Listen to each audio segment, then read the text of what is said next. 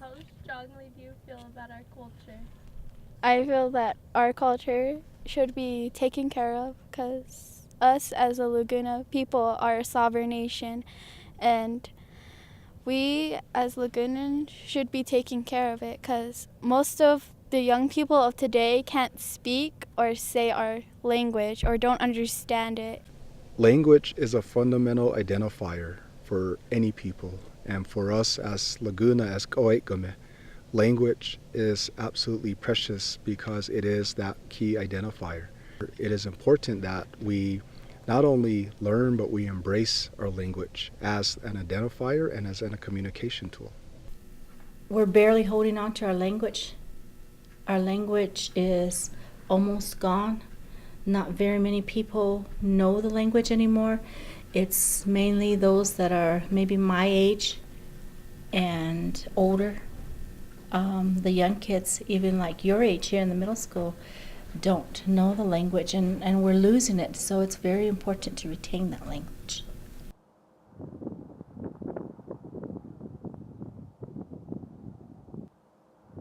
Some consequences could be that we lose it in the future and we just don't get it back, and further generations to come wouldn't have any clue because we didn't pass it down.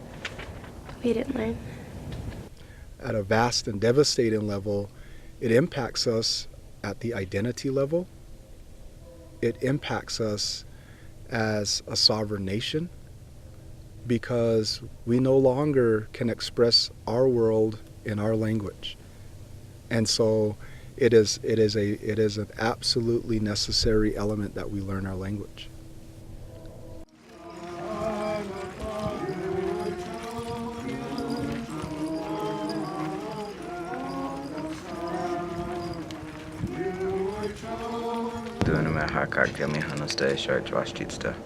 And what do they mean?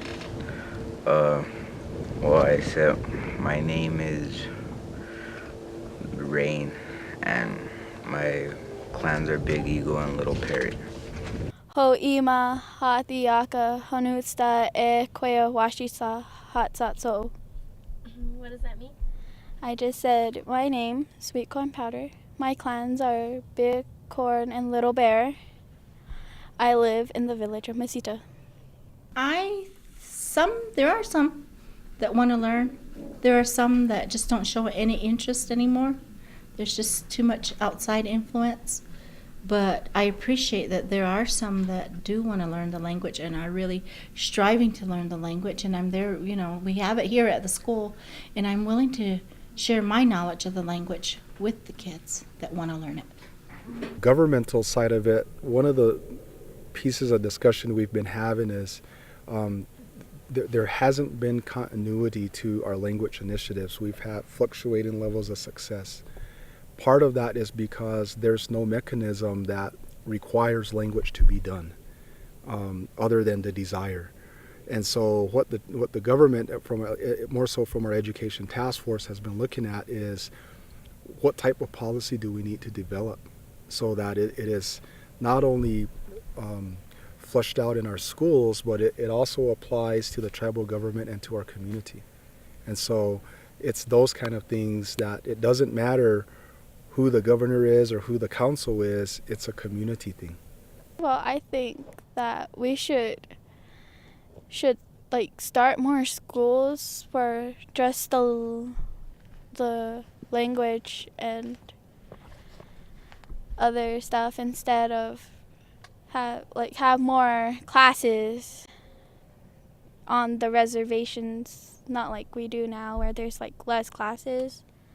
At least I know like 3 classes here at Laguna Middle School, 1 at elementary, and 1 at Laguna Acoma High School.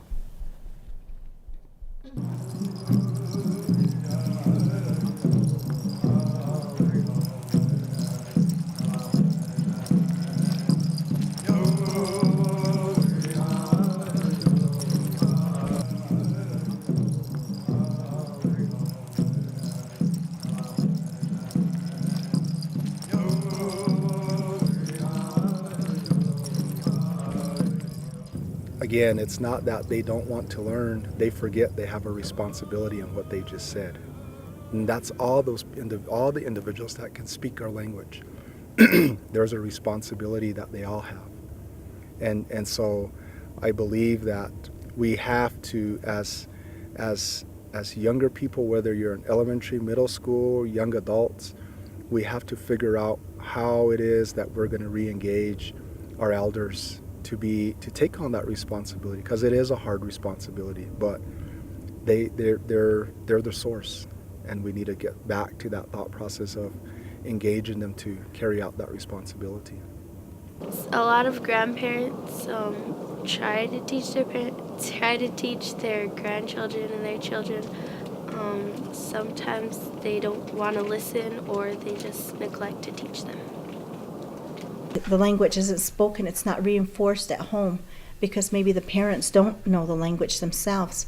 Whereas when I grew up, I had a grandmother that couldn't speak English, and so that was what I grew up with, was the language. And also I had my parents that both were fluent in the language, so we had it there. And nowadays these kids, they don't have parents that can speak the language fluently, so it's hard to be able to learn it and to understand it if you don't have it at home.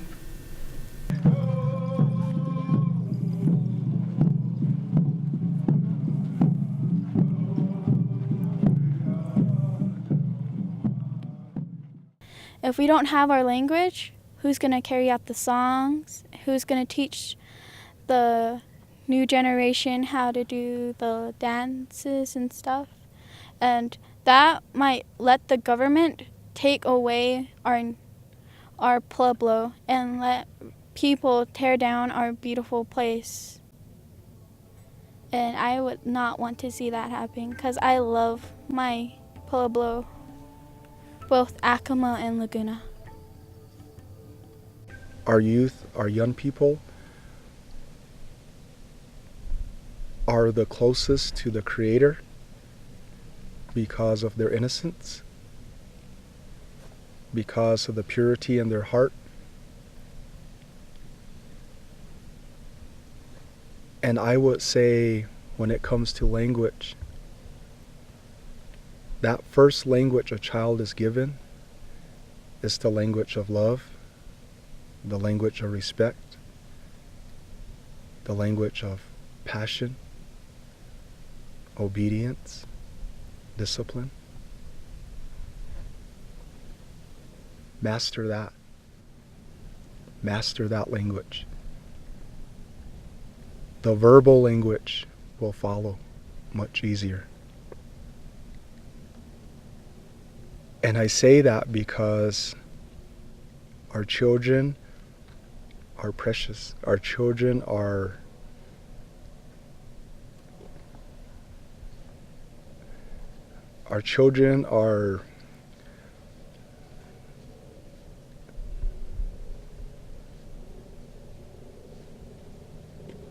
excuse me. No problem. Take your time.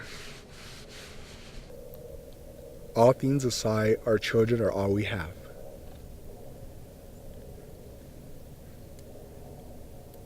And it is them that we need to support, we need to care for them, we need to love them. Because if we can do that, whether it's language, whether it's math, whether it's reading, it will come so much easier. And so I think as we go into our future, our children are the architects of that future. What they learn now is going to shape what that future looks like, and how beautiful, or much more beautiful, of a community we'll have. That's the children's contribution to this, I believe.